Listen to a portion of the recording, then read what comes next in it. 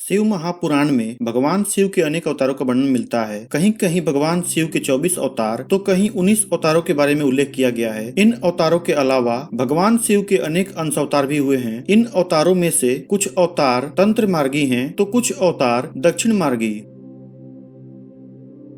भगवान शिव के 10 अवतारों में महाकाल, तारा अवतार, भुवनेश अवतार, षोडश अवतार, भैरव अवतार, छिन्न मस्तक गिरजा अवतार, धूम्रवान अवतार, बगलामुख अवतार, मातंग अवतार और अंत में कमल नामक अवतार का नाम आता है। ये 10 अवतार तंत्र शास्त्र से संबंधित हैं। भगवान शिव के 10 अवतारों के अलावा उनके 11 रुद्र अवतार भी हुए हैं, जिनमें कपाली, पिंगल, भीम, विरूपाक्ष, विलोहित, शास्ता, अजपाद अवतार, अपिर बुद्ध, शंभु अवतार, चंड अवतार और भव अवतार का नाम आता है। अलग अलग शास्त्रों में इन अवतारों को अन्य नामों से भी जाना गया है।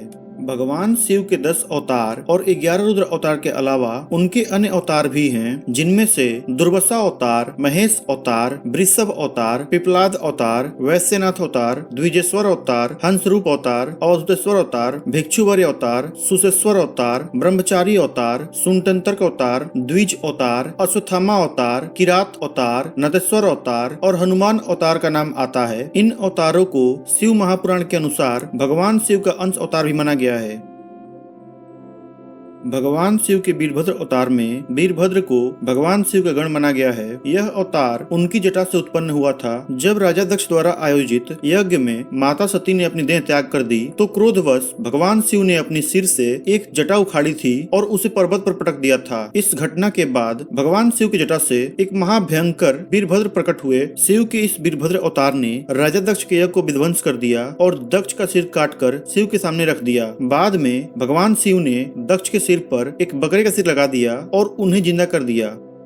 भगवान शिव के अवतारों में दूसरे स्थान पर पिपलाद अवतार का नाम आता है। पिपलाद अवतार की कथा यह है कि जब पिपलाद का जन्म हुआ उसके पूर्व ही उनके पिता महर्षि दधीचि की मृत्यु हो गई थी। जब पिपलाद ने देवताओं से अपने पिता की मृत्यु का कारण पूछा तब देवताओं ने शनि देव की कुदृष्टि होने से दधीचि की मृत्यु हुई ऐसा कारण बताया। यह सुन पिपलाद बड़े क्रोधित हुए। उन्होंने शनि देव को नक्षत्र मंडल से गिरने का श्राप दे दिया। श्राप के प्रभाव से शनि उसी समय आकाश से गिरने लगे। तब देवताओं की प्रार्थना पर पिपलाद ने शनि को माफ किया, लेकिन इस बात का आश्वासन लिया कि किसी भी व्यक्ति को जन्म से लेकर 16 वर्ष की आयु तक शनि देव की वजह से किसी प्रकार का कष्ट का सामना नहीं करना पड़े। तभी से पिपलाद के स्मरण मात्र से शनि के पीड़ा से मुक्ति हो जाती है।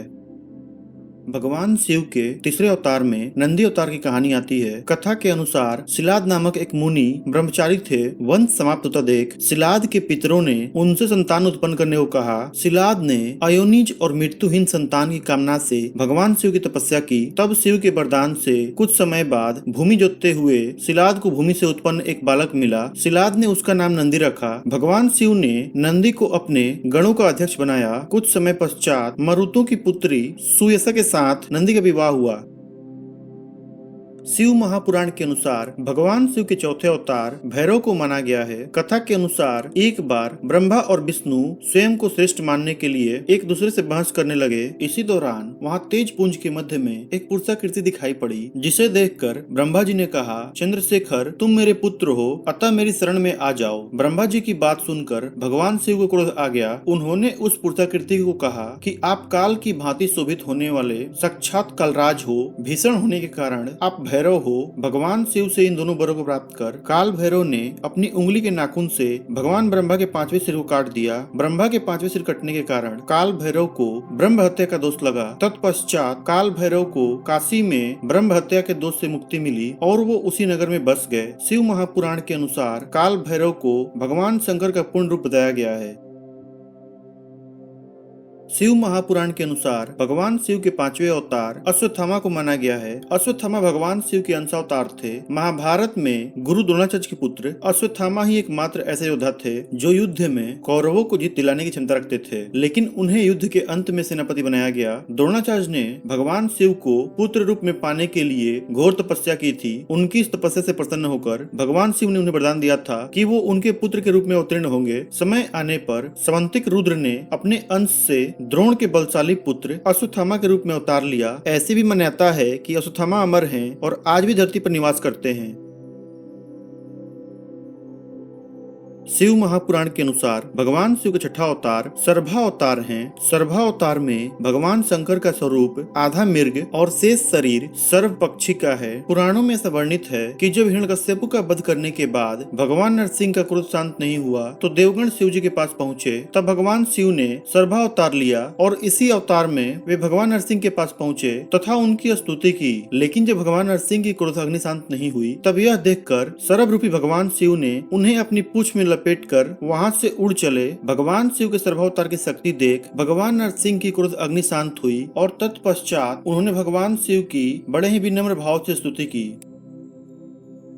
शिव महापुराण के अनुसार भगवान शिव का सतवां अवतार गृहपति अवतार है। इस अवतार की कथा के अनुसार नर्मदा के तट पर धर्मपुर नामक नगर में विश्वानर नामक एक मुनि और उनकी पत्नी सुचिमती रहती थी। सुचिमती ने एक लंबे काल तक निसंतान रहने के कारण अपने पति से भगवान शिव के समान पुत्र की इच्छा प्रकट की। मुनि विश्वानर ने काशी जाकर भगवान शिव के बीरेश लिंग की आराधना की। एक दिन मुनि को बीरेश लिंग के मध्य में एक बालक दिखाई दिया। मुनि ने बाल रूपी धारी भगवान शिव की पूजा की। उनकी पूजा से प्रसन्न होकर भगवान शिव ने सुचिमती के गर्भ में उनके पुत्र के रूप में अवतार लेने का वरदान दिया। कालांतर बाद सुचिमती गर्भवती हुई और भगवान शिव सुचिमती के संतान के रूप में प्रकट हुए।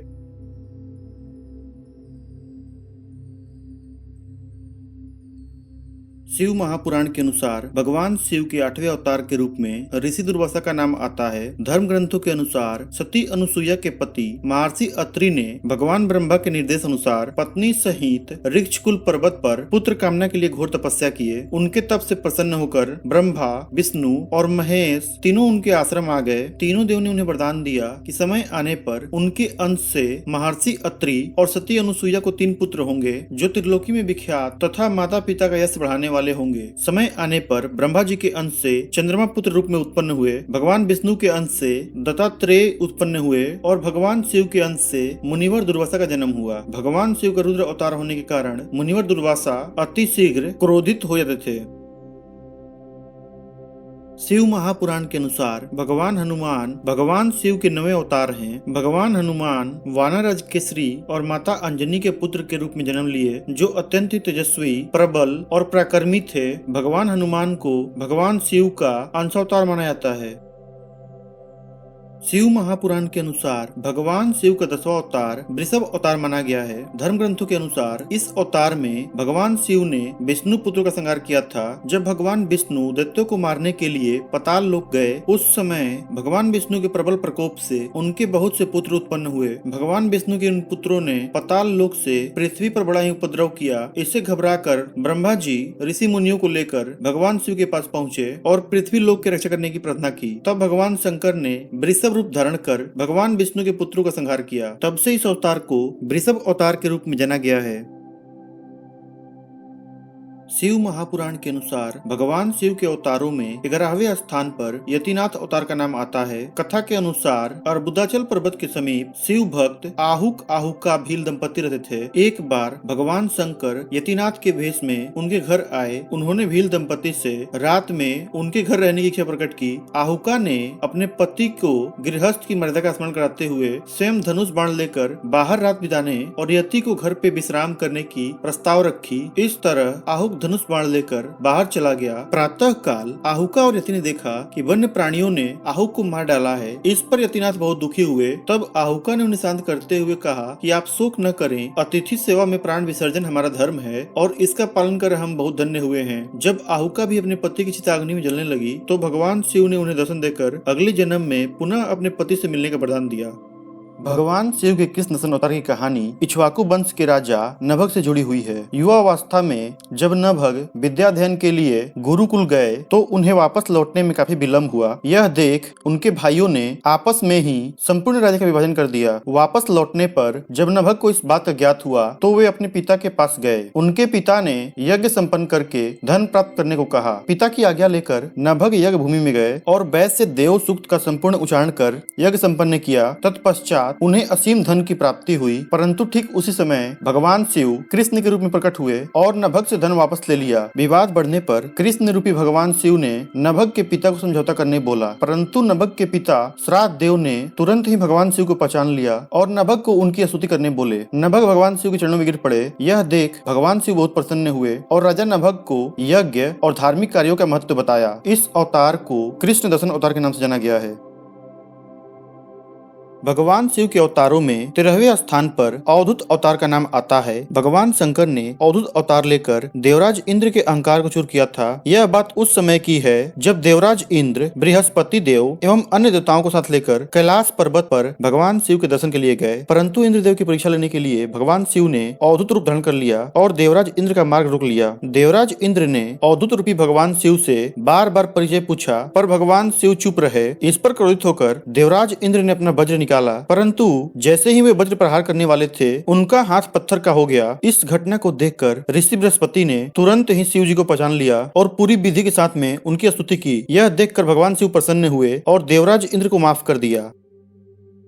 भगवान शिव के अवतारों में 14वें स्थान पर भिक्षुवर्य अवतार का नाम आता है। धार्मिक कथाओं के अनुसार विदर्भ नरेश सत्यरथ को उनके शत्रुओं ने मार डाला। कुछ समय पश्चात सत्यरथ की गर्भवती पत्नी ने पुत्र को जन्म दिया। रानी अपने पुत्र को लेकर जंगल में छुप गयी। एक बार रानी ने जल पीने के लिए सरोवर में अपना पांव रखा। तत्पश्चात घड़ियाल ने उन्हें अपना शिकार बना लिया और बालक अकेला रह गया। भगवान शिव की प्रेरणा से एक भिखारन वहाँ पहुंची और भगवान शिव ने भिक्षु का रूप धारण कर लिया। शिव जी ने उस भिखारन से उस बालक का परिचय बताया और उसे अपना वास्तविक रूप दिखाए। भगवान शिव के आदेश अनुसार भिखारन उस बालक का पालन पोषण करने लगी। बीतते समय के अनुसार बालक बड़ा हुआ और अपने दुश्मनों को हराकर पुनः अपने राज्य की प्राप्ति की। भगवान शिव के इस अवतार को भिक्षुवर्य अवतार के नाम से जाना जाता है। भगवान शिव के अवतारों में 15वें स्थान पर सुशेश्वर अवतार का नाम आता है। सुशेश्वर अवतार भगवान शिव के एक छोटे से बालक के प्रति प्रेम भावना को दर्शाता है। कहानी व्याघ्रपात के पुत्र उपमन्यु की है, जिसे दूध पीने की बहुत इच्छा रहती थी, परंतु स्थिति प्रतिकूल होने के कारण उसके माता पिता इसमें समर्थ नहीं थे। बालक ने दूध की इच्छा लेकर ओम नमः शिवाय का जप करने लगा। एक छोटे से बालक के इस जाप को देखकर भगवान शिव ने सुरेश्वर का रूप धारण किया और स्वयं के मुख से ही भगवान शिव की निंदा करने लगे। इस पर बालक बहुत ही क्रोधित हुआ और सुरेश्वर को मारने के लिए खड़ा हो गया। बालक उपमन्यु के दृढ़ निश्चय और भगवान शिव के प्रति अटल विश्वास को देखकर सुरेश्वर बहुत प्रसन्न हुए और उन्होंने अपना वास्तविक रूप दिखाया और साथ ही उस बालक को एक क्षीर सागर के समान एक अनस्वर सागर प्रदान किए, जिससे बालक की इच्छा पूर्ण हुई। भगवान शिव के इस 15वें अवतार को सुरेश्वर अवतार के नाम से जाना गया है।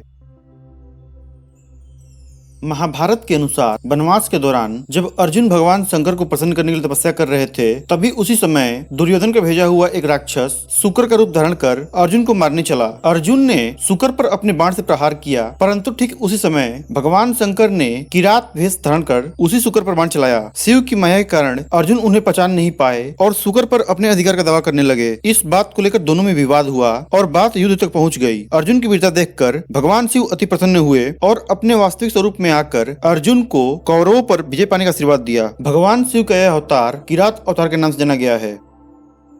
भगवान शिव के अवतारों में 17वें स्थान पर ब्रह्मचारी अवतार का नाम आता है। दक्ष के यज्ञ में प्राण त्यागने के बाद जब माता सती ने हिमालय के घर में जन्म लिया, तो शिव जी को पति के रूप में पाने के लिए उन्होंने घोर तपस्या की। पार्वती की परीक्षा लेने के लिए भगवान शिव ने ब्रह्मचारी का भेष धारण किया और उनके पास पहुँचे। माता पार्वती ने ब्रह्मचारी को देखकर उनकी विधिवत पूजा की। इस पर जब ब्रह्मचारी ने पार्वती से उनके तप का कारण पूछा और वास्तविक कारण जानने के बाद ब्रह्मचारी ने शिव की बहुत ही निंदा की तथा वो उन्हें शमशानवासी और असभ्य भी कहा। यह बात सुनकर माता पार्वती को बहुत क्रोध आया और उन्होंने ब्रह्मचारी को शिव की निंदा करने से रोका। पार्वती की भक्ति और प्रेम देखकर भगवान शिव ने उन्हें अपना वास्तविक रूप दिखाया और शिव के दर्शन पाकर माता पार्वती बहुत प्रसन्न हुई। भगवान शिव के अवतारों में 18वें स्थान पर सूनटंतक अवतार का नाम आता है। भगवान शिव ने पार्वती के पिता हिमाचल से उनकी पुत्री का हाथ मांगने के लिए सूनटंतक वेश धारण किया था। इस अवतार में भगवान शिव हाथ में डमरू लेकर शिवजी नट के रूप में हिमाचल के घर पहुँचे और नृत्य करने लगे। नटराज शिवजी ने इतना सुंदर और मनोहर नृत्य किया कि सभी प्रसन्न हो गए। जब हिमाचल ने नटराज को भिक्षा मांगने को कहा, तो नटराज शिवजी ने भिक्षा में पार्वती को मांग लिया। इस बात पर हिमाचल राज अति क्रुद्ध हुए। कुछ देर बाद नटराज भेषधारी शिवजी ने पार्वती को अपना रूप दिखाकर वहां से चले गए। उनके जाने के बाद पार्वती की माता मैना और हिमाचल को दिव्य ज्ञान हुआ और उन्होंने पार्वती के विवाह शिवजी से कराने का निश्चय किया। भगवान शिव के अवतारों में 19वें स्थान पर यक्ष अवतार का नाम आता है। यक्ष अवतार भगवान शिव ने देवताओं के अनुचित और मिथ्या अभिमान को दूर करने के लिए लिया था। समुद्र मंथन के पश्चात अमृत पान करने के बाद देवताओं को अभिमान हो गया कि वे सबसे बलशाली हैं। देवताओं के इस अभिमान को तोड़ने के लिए भगवान शिव ने यक्ष का रूप धारण किया। भगवान यक्ष ने देवताओं के सामने एक तिनका रखकर उसे काटने, जलाने, डुबाने या उड़ाने को कहा, पर अपनी पूरी शक्ति लगाने के बाद भी देवता उस तिनकों को न तो हिला पाए और न ही नष्ट कर पाए। तभी एक आकाशवाणी हुई कि यह यक्ष सर्व विनाशक भगवान शंकर हैं। ऐसा जानकर सभी देवताओं ने भगवान शंकर की स्तुति की और अपने अपराध के लिए क्षमा मांगा। भगवान शंकर का यह अवतार यक्ष अवतार के नाम से जाना गया है।